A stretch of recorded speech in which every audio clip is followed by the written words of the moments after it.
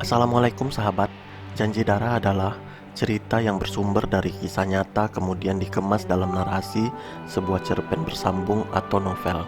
Bukan cerita sedih tanpa manfaat, namun lebih kepada menyampaikan perjuangan tokoh-tokohnya dalam menyelesaikan permasalahan yang dihadapi.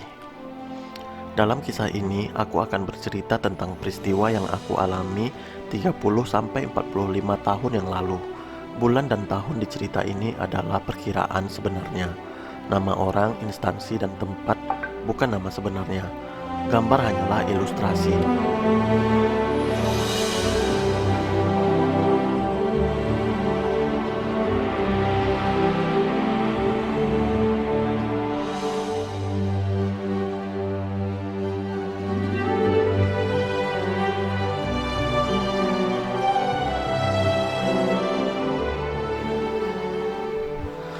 Janji Darah review cerita sebelumnya.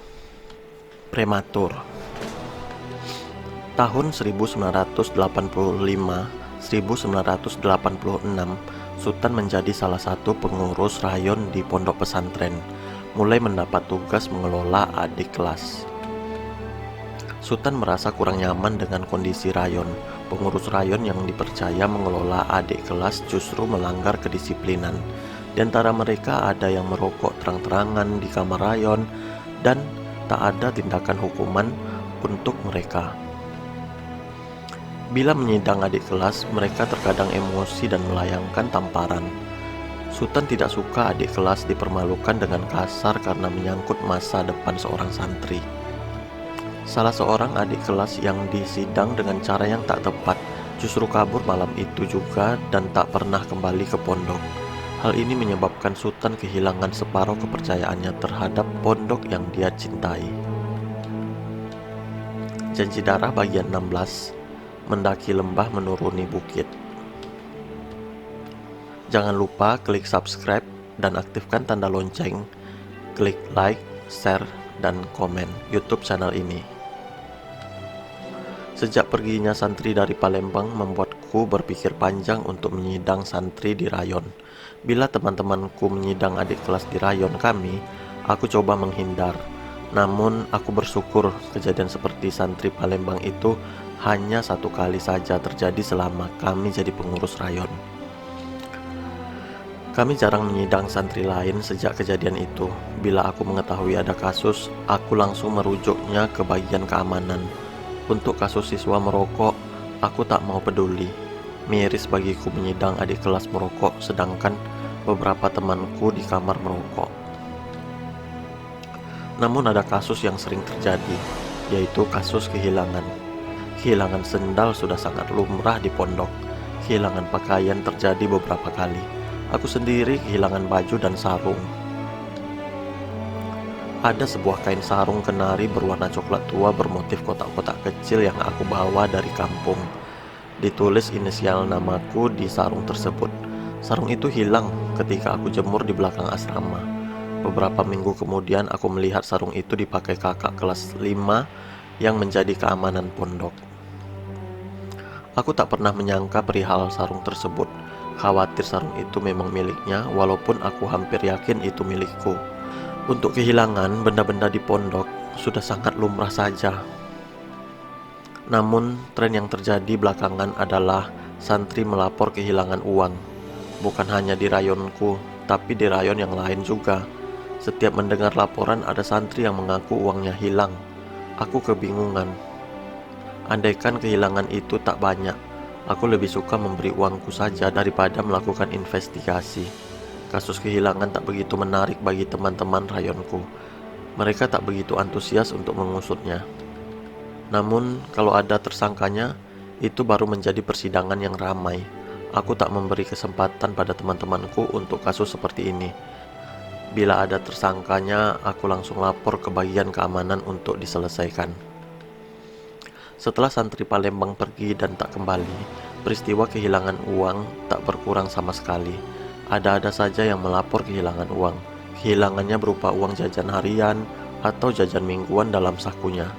Ada yang mengaku kehilangan uang yang ada di dalam lemari. Biasanya bila aku mendapat laporan, aku akan tanya baik-baik. Apakah uangnya benar-benar hilang atau lupa di mana diletakkan? Bila santri tersebut bersikeras uangnya hilang, barulah aku melakukan investigasi. Yang aku panggil bukan hanya 1 atau 2 santri, tapi sampai 4 atau 5 orang. Rata-rata investigasi itu tak banyak membuahkan hasil.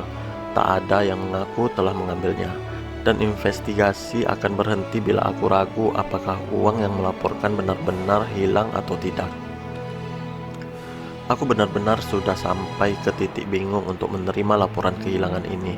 Seolah-olah masalah ini adalah kasus yang tak pernah terselesaikan, tapi terjadi terus. Aku bingung menyelesaikannya bila terjadi di rayonku. Kadang aku hanya berdoa dalam sholat-sholatku supaya tak ada lagi santri dalam rayonku yang mengaku kehilangan uang. Aku berdoa supaya Allah memberikan jalan untuk menemukan maling-maling kecil itu, kalau memang ada. Dalam pelajaran Mutalaah ada sebuah cerita. Mutalaah adalah pelajaran cerita pendek dalam penuh hikmah dalam bahasa Arab. Salah satu cerita di pelajaran Mutalaah itu adalah cerita penangkapan maling di sebuah kampung. Alkisah di sebuah desa terjadi pencurian benda-benda berharga milik penduduk desa yang hilang macam-macam, dan pencurinya tak pernah tertangkap. Ada penduduk yang kehilangan sapi, kambing, hasil pertanian, dan macam-macam. Mula-mula pencurian itu hanya sekali-kali, lama-lama semakin sering, bahkan hampir setiap hari ada pencurian. Hal ini memusingkan kepala desa. Beliau kemudian mencari akal untuk menangkap maling tersebut. Pada suatu hari, kepala desa mengumpulkan penduduk di balai desa. Semua penduduk wajib hadir. Kalau tidak hadir, maka penduduk itulah yang akan dituduh sebagai maling. Maka, pada hari pertemuan yang ditetapkan, datanglah semua penduduk desa. Kepala desa berkata, dia mempunyai seekor kuda jantan hitam yang bisa menangkap pencuri di kampung tersebut. Kuda itu bisa mengetahui pencuri yang meresahkan di desa mereka. Maka setiap penduduk desa harus masuk kandang kuda tersebut. Setiap penduduk harus memegang ekor kuda kemudian membelai-belainya. Apabila kuda itu diam saja, maka itu berarti penduduk itu bersih dari pencurian. Namun, itulah pencuri yang dicari. Akhirnya satu persatu penduduk desa masuk kandang kuda, memegang ekor kuda dan keluar. Satu persatu penduduk masuk dan keluar. Kuda yang di kandang diam saja. Kuda itu tak berontak maupun berteriak membuat gaduh. Sampai pada orang yang terakhir, kuda itu masih tetap diam. Semua penduduk desa merasa selamat dari tuduhan pencurian. Namun kepala desa kembali mengumpulkan penduduk desa dan menyuruh mereka berbaris. Semua penduduk menuruti perintah kepala desa. Kepala desa memeriksa tangan semua penduduk tersebut satu persatu. Ternyata semua tangan mereka berminyak.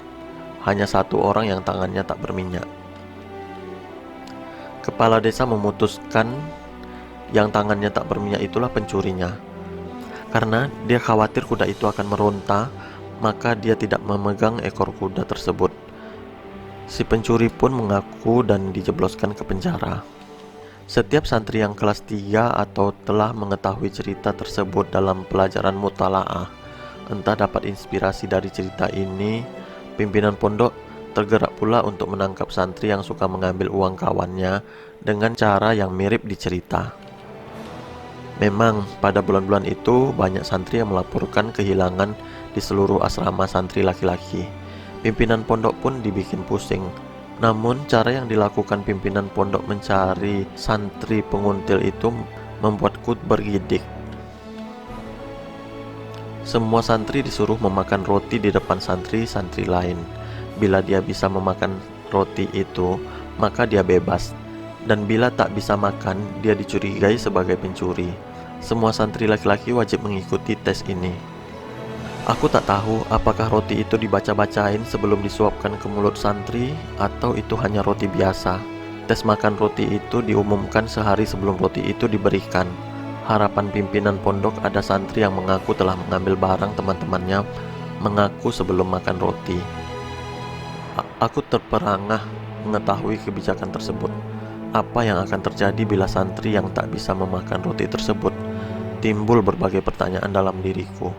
sejauh mana efektivitas roti tersebut.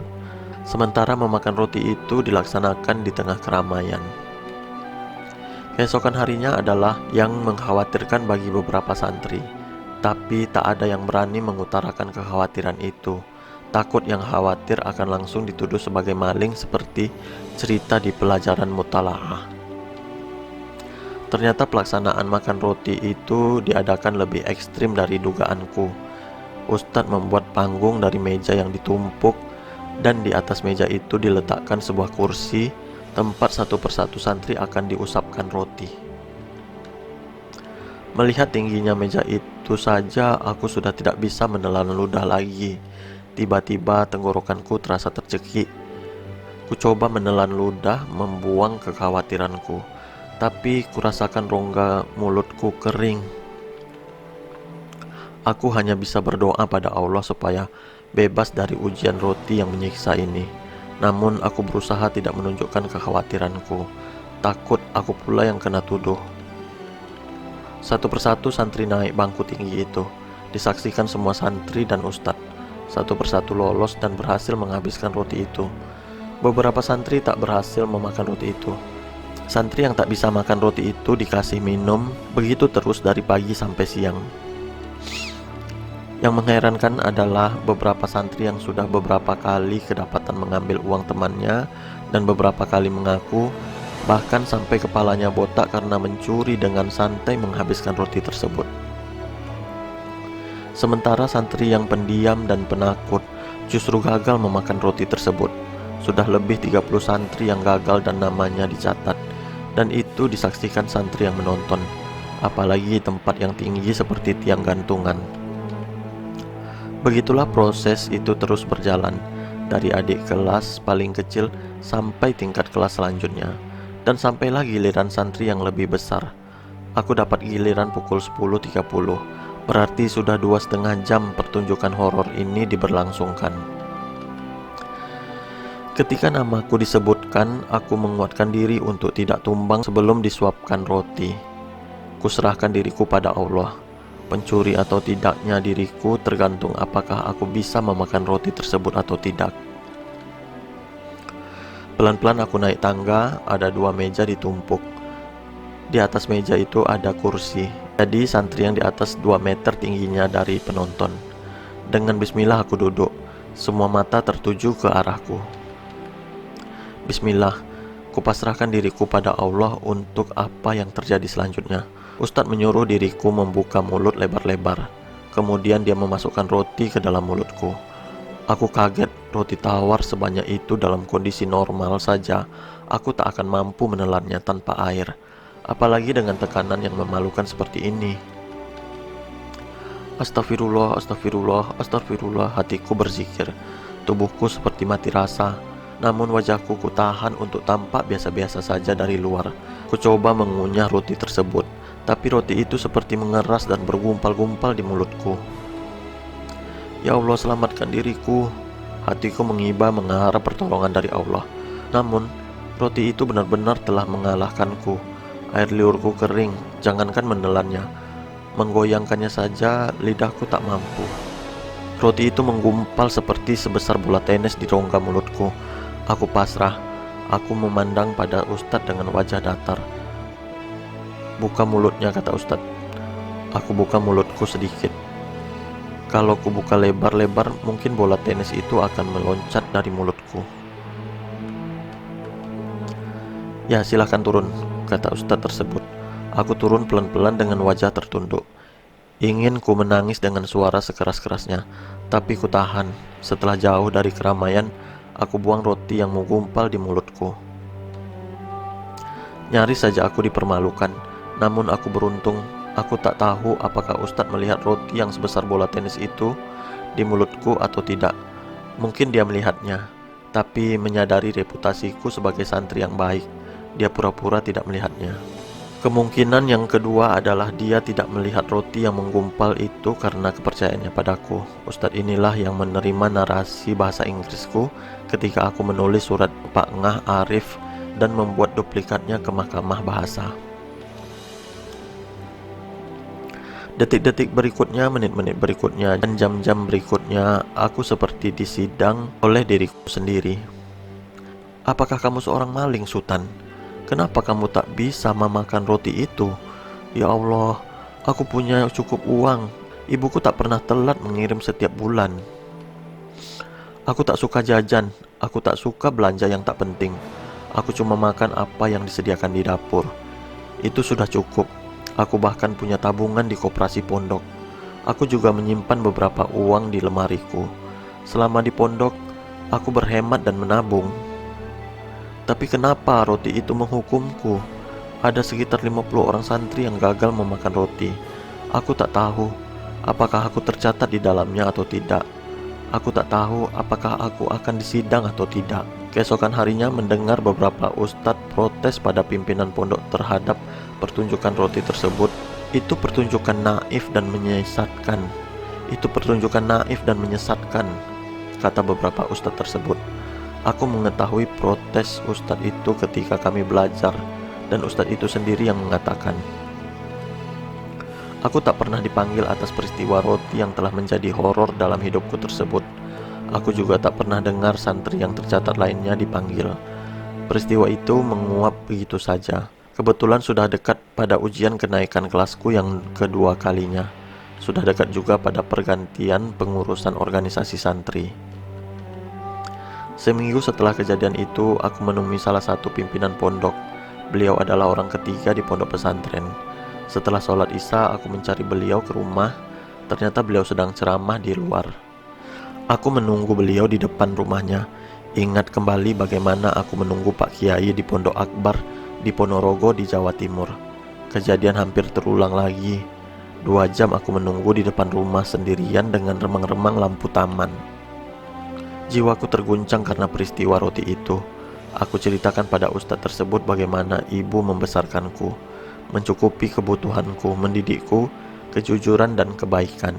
Namun semua itu hancur berantakan karena sepotong roti. Aku tak bisa membendung air mataku ketika bercerita. Ustadz ini adalah salah satu yang menyetujui horor roti tersebut. Jadi aku bercerita apa adanya dengan air mata yang bersimbah. Ustadz itu mengatakan, apa susahnya memakan sepotong roti? Apa susahnya memakan sepotong roti? Roti itu hanya roti biasa yang dijual orang di pasar. Tak ada apa-apanya dalam roti tersebut. Hanya perasaan kamulah yang membuat kamu bisa memakan roti itu atau tidak. Mungkin kamu ingin tak pernah dirimu cacat, selalu sempurna dalam penilaian setiap orang. Padahal kamu adalah manusia biasa saja. Jangan terlalu ingin sempurna dan terlalu takut melakukan kesalahan. Itu menurut saya ya. Selanjutnya kamu sendiri yang bisa menilai dirimu sendiri. Kemudian aku pamit dari rumah ustadz. Kurenungkan kata-katanya. Mungkin juga aku terlalu ingin sempurna. Allah lah yang tahu. Di balik aku mengadukan perasaanku, aku juga ingin menyampaikan bahwa pertunjukan roti itu bisa saja sangat menyesatkan. Yang jujur jadi tertuduh, maling sebenarnya malah selamat. Mudah-mudahan ustadz itu bisa memahami maksudku secara tersirat. Beberapa minggu kemudian kami memilih pengurus organisasi santri yang baru. Organisasi santri dengan bagian-bagiannya. Salah satu formaturnya adalah temanku satu rayon. Dia masuk formatur setelah pemilihan semua santri secara voting. Teman serayonku itu mengusulkan aku masuk ke organisasi inti sebagai wakil bendahara. Dia menilai selama 1 tahun serayon denganku, aku orang yang bisa mengelola keuangan. Usulan itu diterima ustadz. Sebelum naik ke kelas 5, aku dilantik menjadi salah satu pengurus inti organisasi santri. Allah Maha tahu ketika aku merasa diriku mendaki, ternyata aku malah turun terpuruk. Tapi ketika aku merasa diriku terpuruk, Allah justru mengangkat derajatku. Perjalanan hidupku di pondok pesantren seperti mendaki lembah menuruni bukit. Hanya Allah penentu segala sesuatu. Desa Gemilang, 1986.